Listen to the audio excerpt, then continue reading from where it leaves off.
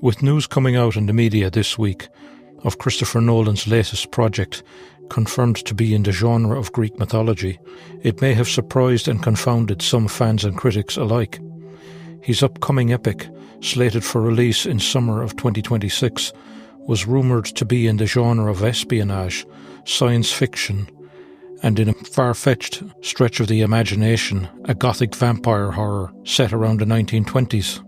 This week's revelation, however, should not be so much of a surprise if one looks deeper into Nolan's background and formal education. Chris Nolan is not formally trained as a filmmaker. Rather, he pursued a degree in English literature from the University of London, and this is where it might make more sense. It is highly likely that Homer's Odyssey was one of the texts he would have read while at university. The epic poem, which spans 25 books, along with many other Greek texts translated to English, would have been standard material when studying how we arrived at this point in modern English literature. Nolan became involved in his university's film society, and this is where he made some of his first low-budget movies. His main strength from the very beginning would have been his sense of narrative and storytelling, bolstered by his knowledge of literature. Having a screenplay and a coherent story to tell is everything in filmmaking. As the quote goes, "You don't got a screenplay, you don't got nothing."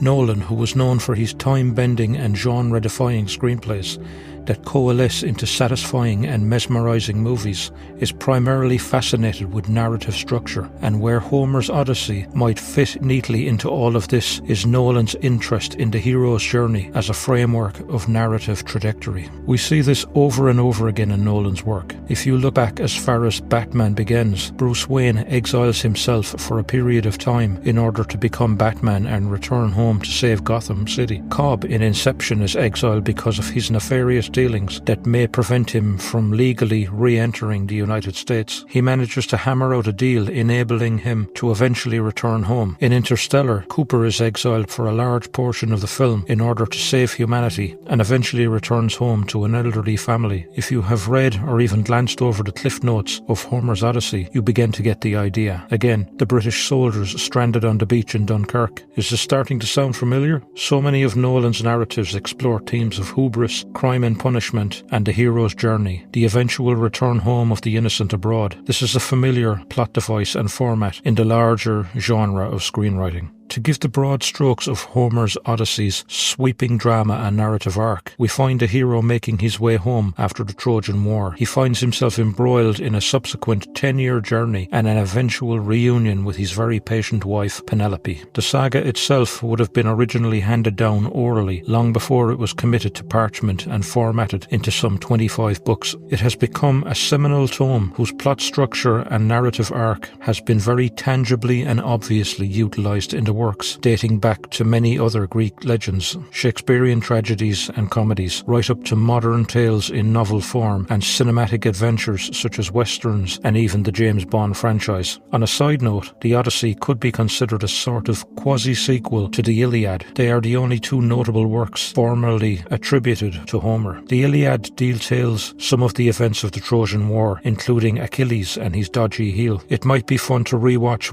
Wolfgang Petersen's 2004 epic Troy, starring Brad Pitt, Eric Bana and Orlando Bloom, to whet the appetite for Nolan's upcoming blockbuster. Adapting this epic poem itself is no doubt a logistical and narrative nightmare. Condensing some 25 books into a screenplay that will span, as many of Nolan's films do, around 3 hours is an analytical and editorial task that only someone with a mind like Nolan's would relish. This does beg the question, though, whether such a sprawling epic actually fits within the confines of a 3-hour movie. Would it in fact become a trilogy within its own right? Nolan, as we have seen so many times, is adept at just such a distillation of huge amounts of information and text. It may very well be the case that he will adapt this into one 3-hour sprawling film, with production and principal photography scheduled to begin in early 2025 with a summer release date for the following year. We can, no doubt, expect a slick and comprehensive adaptation that will likely be the biggest film of 2026. The tone here will most likely be a more somber one than we have been used to, and the action done in a very matter-of-fact manner with limited use of CGI. Previous attempts at bringing this epic, or parts of it, to life on the big screen are now somewhat dated and one might argue a little cartoonish. Nolan's depiction would clearly bring a fresh and more visually real rendering to a modern and hip audience. With a cast including Tom Holland, Zendaya, Anne Hathaway, Matt Damon, Lupita Nyong'o and Charlize Theron, we can tentatively begin even to speculate on the various roles that each might play.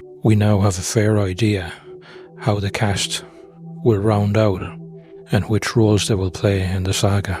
Matt Damon is rumoured to play Odysseus, while Anne Hathaway will play his very patient wife Penelope, and Tom Holland will play Telemachus. These seem like good choices, at least on paper. Some of the more interesting roles, though, are the supporting ones, with Zendaya as Athena, Charlize Theron as Circe, Robert Pattinson as Antinous, and Lupita Nyong'o as Calypso. Even though this is a supporting role, Lupita Nyong'o is one I find the most exciting, as this is a super spooky role, and it would be right up her street in terms of menace and mysteriousness. We can also understand why Nolan was so enthusiastic when speaking about Gladiator 2 to Ridley Scott recently, although one has to admit that Nolan taking on the sword and sandals epic genre will deliver something in its class of its own. Nolan will no doubt secure a budget and cast deserving of his efforts. Now we know what he meant amid speculation this year by his quote, "We see an opportunity."